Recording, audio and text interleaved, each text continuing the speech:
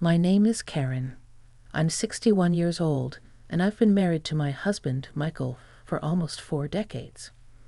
We've built a quiet life in a modest home tucked in the foothills of Northern California, with a back porch that overlooks oak trees and the distant shimmer of the river. Life isn't flashy anymore, nor do I need it to be. The routines are familiar, the days are predictable, and Michael and I have found peace in that kind of simplicity. When Michael told me he'd be flying to Ohio for a week to help his sister settle her affairs after her surgery, I didn't think twice. He's always been the kind of man to put family first, and I encouraged him to go. I would have gone too, but the idea of long flights and cold guest beds just didn't appeal to me anymore. My knees complain too much nowadays. A few days into his trip, Michael called me one evening. He asked if his old friend Jack could come by to pick up some of the fishing gear he'd left in our shed months ago. Apparently, the two of them had planned a trip to the lake once Michael got back, and Jack was eager to get things cleaned and ready. Jack and Michael had been friends since their army days, 40-some years of inside jokes and stories I'd heard a dozen times over. Jack was a few years younger than us, maybe 58 or 59, with a rugged look about him that had softened over time. His hair had gone completely gray, but he still had that strong, alert posture that came from a lifetime of discipline and manual work. I hadn't seen him in a while, but I remembered him as charming in that slightly mischievous way. He always had something clever to say. So when he showed up at the front door the next afternoon, I welcomed him with a smile and invited him in for iced tea before he headed to the shed. "Still making the best lemonade tea west of the Rockies?" he teased as he stepped into the kitchen. "Better," I replied. "I've perfected it since your last visit." It was just meant to be small talk, friendly banter. Nothing out of the ordinary.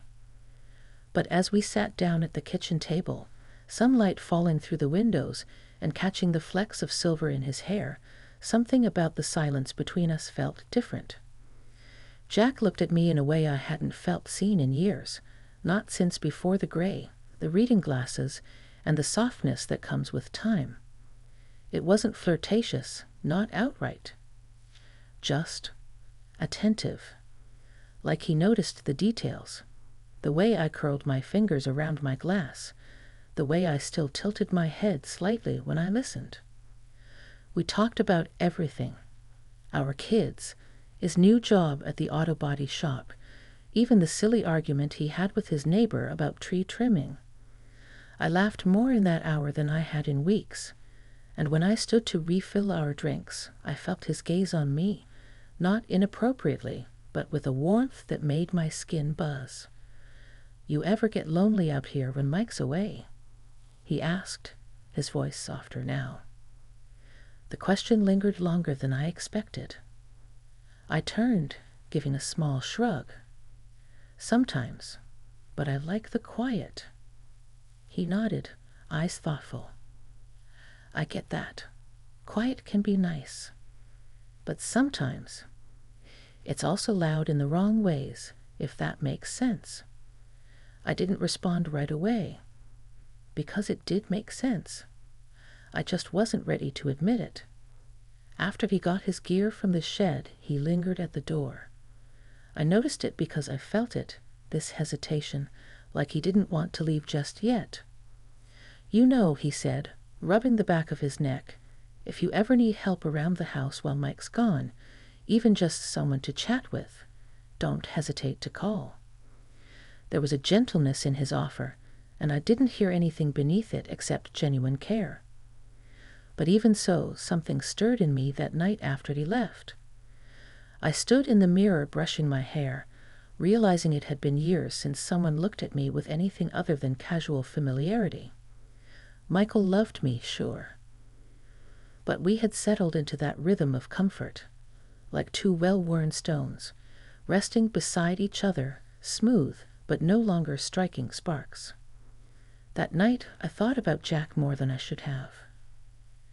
The The next day, I was out back trimming the rose bushes when Jack's truck pulled into the driveway again. He waved, stepped out, and walked over holding a small paper bag. "You left this in the shed," he said with a grin. "Turns out it was mine, but figured you deserved the prize." Inside was a jar of his homemade strawberry jam. He'd been canning it for years, something I always teased him about. "I should have baked scones," I said playfully, accepting the gift. "Well," he said, that same mischievous glint in his eyes, "maybe I'll stop by tomorrow, and you can." And just like that, something new began to take shape, something I hadn't expected, something subtle, but unmistakably real. A ripple in the calm waters of my everyday life, a feeling I hadn't let myself feel in a long, long time. Not yet desire, not yet temptation, but something that made my heart stir in a way I'd almost forgotten it could. And so I said yes. To the scones, to the visit, to whatever it was that had started between us, softly, quietly, like a breeze through the open kitchen window. The next morning I woke earlier than usual. The sun had barely begun to stretch over the horizon, casting a soft orange hue across the kitchen counter. I stood by the window in my robe, watching the light slowly pour in, the warmth of it brushing against my skin like a gentle hand.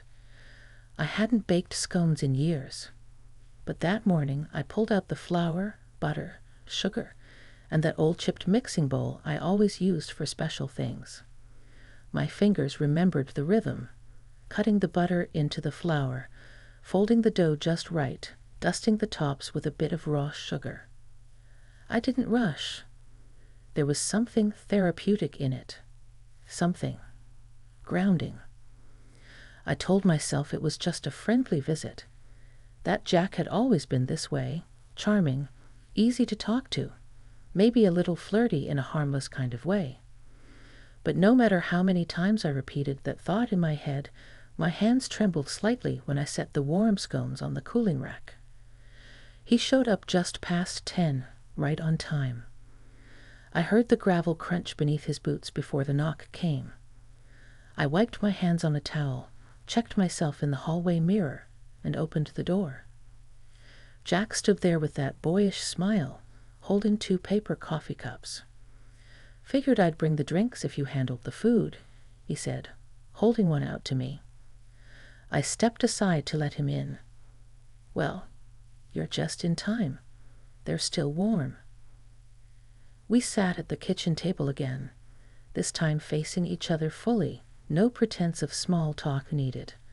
The scones disappeared quickly between us, and we drifted into that same easy rhythm of conversation, only this time it felt a little more personal. He asked about my art. I used to paint landscapes years ago. Watercolors of the river bend, the fields, the blue-gray fog that would settle after summer rains. I hadn't picked up a brush in nearly a decade, but I kept a few pieces framed in the hallway. "Why'd you stop?" he asked, his eyes scanning the delicate strokes in one of the paintings across the room. I hesitated. Life got in the way. Work. Raising kids. Taking care of things. "You mean taking care of everyone else," he said quietly, his gaze returning to me. There was no accusation in his voice, just understanding, and it hit deeper than I expected. I looked down at my coffee cup, tracing the rim with my finger. "I guess it's easy to forget who you are when you're always being something for someone else." He didn't respond right away, but the silence felt full, not empty. It held something unspoken, something that hummed just beneath the surface. Jack set his cup down and leaned back slightly. "I've thought about you sometimes, Karen. Not in a weird way. Just wondered how you were doing. If you were still painting. You were happy." That word sat heavy between us. Happy. I opened my mouth to respond, but nothing came out at first. Because what did happiness even look like at this point in life? Was it routine? Was it safety? Or was it something else? Something I hadn't let myself explore in years? Instead of answering, I stood up and walked toward the hallway. I pulled out an old portfolio from the closet and carried it back to the table. I haven't shown these to anyone in a long time, I said as I opened it, spreading out the pages. He looked through them carefully, reverently. These are beautiful, Karen. You have a gift. His voice was low, sincere. Not the kind of compliment meant to flatter, but the kind that sees something real and wants to honor it. You ever think about starting again? He asked. I've thought about it, I admitted. But I don't know if that part of me is still alive. Jack leaned forward, his eyes locking with mine. She is. I can see her. For a long moment, neither of us spoke. There was something in the air, charged but not dangerous. Close but respectful. It was as if he'd reached into a part of me I had boarded up long ago and knocked gently, reminding me I was still there behind it all. Then he stood and gathered his coffee cup. I should get going, he said, his voice softer now. Didn't mean to overstay. You didn't, I replied too quickly. I caught myself and smiled. It was nice having someone to talk to. Jack nodded. Same here. As he reached the door, he paused and turned back. Would it be all right if I came by again sometime? I didn't need to think. Yes, I'd like that. He left, and I stood by the window, watching his truck disappear down the long gravel path. My heart wasn't pounding. It wasn't some silly crush or fleeting moment of midlife excitement. It was something quieter, something that moved beneath the surface, like the gentle pull of a current you don't notice until you're halfway across the river.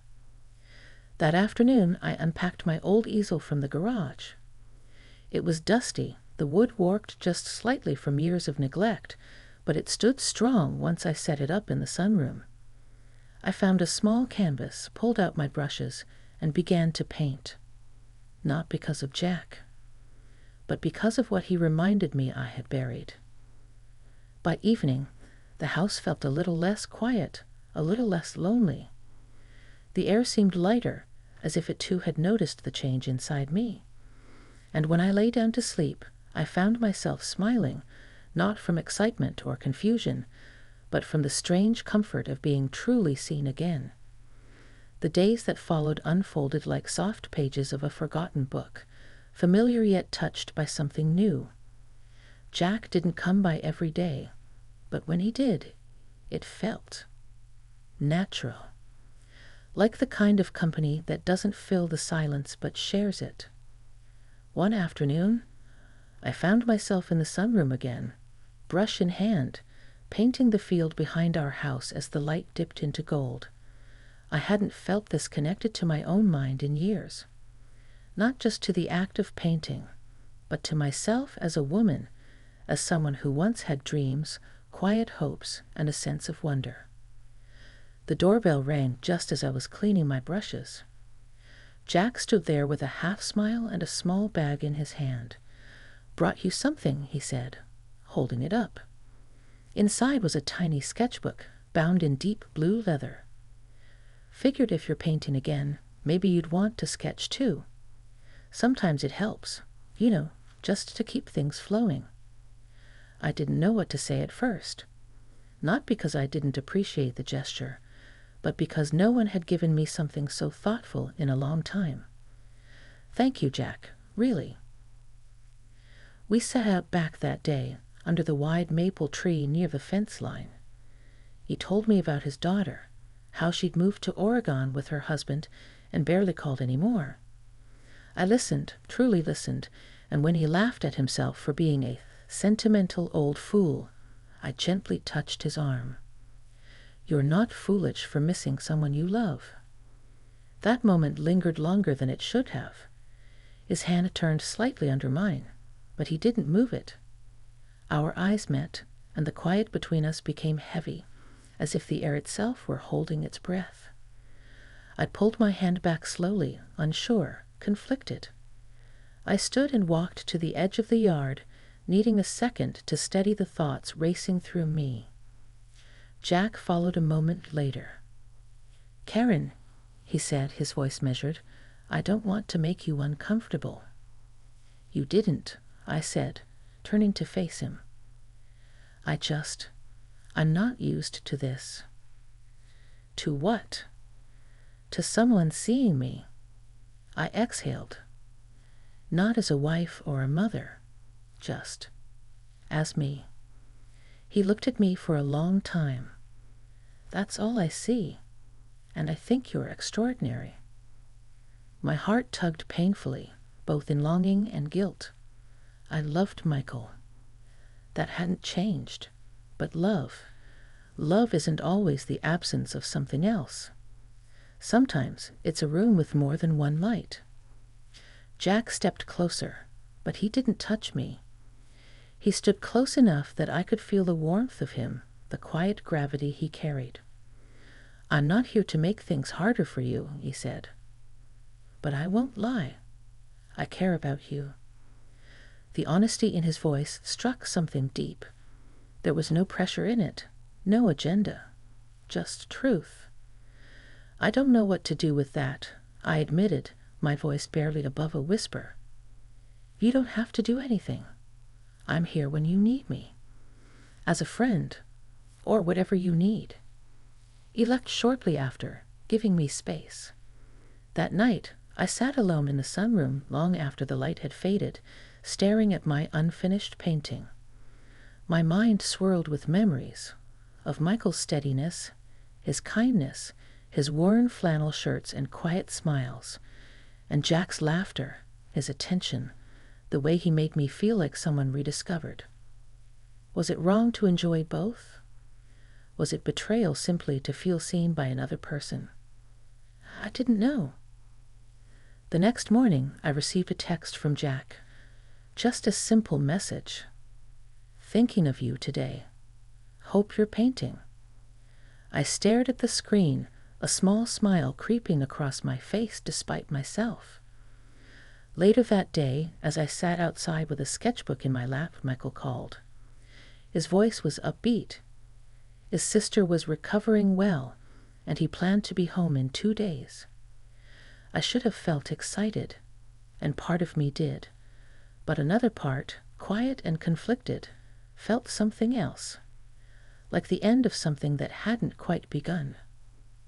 When I hung up, I closed my eyes and let the wind move through me, rustling the leaves, whispering things I wasn't ready to say aloud. By dusk, Jack's truck pulled into the drive again. This time, I didn't wait inside. I met him halfway. "I've been thinking too," I said. He nodded gently. "I don't know what this is," I told him honestly. "But it means something to me. You mean something to me." Jack reached out slowly, brushing a strand of hair from my cheek in a gesture so tender it broke something open inside me. "I know," he said. "That's enough for now." He didn't kiss me. He didn't hold me. We simply stood in the fading light, letting the truth of it settle into our skin. It wasn't an affair. It wasn't even physical. But it was something far more complicated, an emotional crossing, a rediscovery, a kind of connection that didn't ask for permission. And it had changed me. Michael came home on a Thursday afternoon. I had baked a pie, pecan, his favorite, and folded fresh towels in the guest room even though he wouldn't need them. I didn't know why I was nervous. He was my husband, my partner for nearly 40 years. And yet, as I watched his car pull into the drive, my heart fluttered in a way that felt unfamiliar. Not from anticipation, from uncertainty. He walked in with that same quiet smile, his suitcase in one hand and his coat slung over the other. "You cut your hair," he said almost immediately, noticing the few inches I'd trimmed while he was gone. I did. felt like a change.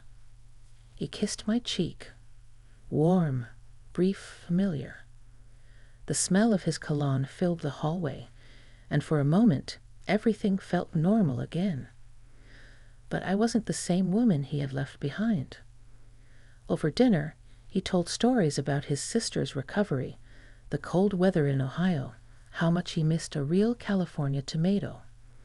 I listened, laughed, filled his glass when it was low. But inside, a part of me was somewhere else, lingering in the pauses, the moments he didn't notice the small shifts in me. That night, we lay in bed together. He fell asleep quickly, snoring softly like he always did. I lay awake, staring at the ceiling fan turning in slow circles, my hands folded over my stomach. I thought about Jack, not with longing, but with clarity. What we shared hadn't been about romance. It had been about being seen, being acknowledged as a woman still full of feeling, still capable of desire and change and growth. He had sparked something I hadn't even known was dormant. But I also thought about Michael, about all the years we had stood side by side. Through cancer scares, through our son's troubles with addiction, through financial droughts and emotional winters. He had been steady, safe, constant. He still was. The next morning, as we had coffee on the back porch, I told Michael I wanted to start painting again. He looked surprised, then smiled. I always liked your paintings. You used to be so lost in them. I wasn't lost, I said. I was found. He nodded slowly, the meaning settling in. He didn't press. He didn't ask why now. He just reached for my hand and held it gently. Later that afternoon, I wrote Jack a letter. Not a text, not a call. A real letter. I thanked him for reminding me who I was, for showing me a version of myself I had nearly forgotten, for the attention, the respect, the emotional honesty.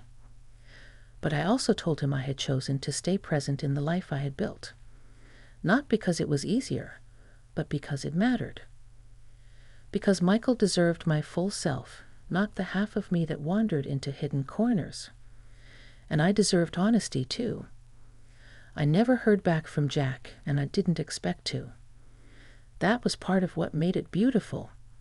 It was a chapter, not a life. A brief moment where two souls recognized something kindred in each other. Weeks passed, then months. Michael and I found new ways to connect. I began painting every morning with coffee by my side. He started walking with me in the evenings, listening more closely, holding my hand a little longer. There were days I still thought of Jack, not with guilt or regret, but with gratitude. Because sometimes it takes an unexpected presence to awaken what routine has quietly buried. In the end, nothing scandalous happened. No one was betrayed, but something inside me changed forever. I found the courage to reclaim parts of myself I thought were gone. I realized that it's never too late to rediscover your voice, your light, your sense of being fully alive. And as I stood in the sunroom one golden morning, brush in hand, canvas half filled with color and movement, I smiled to myself. I was no longer waiting to be seen. I had seen myself. And that was more than enough.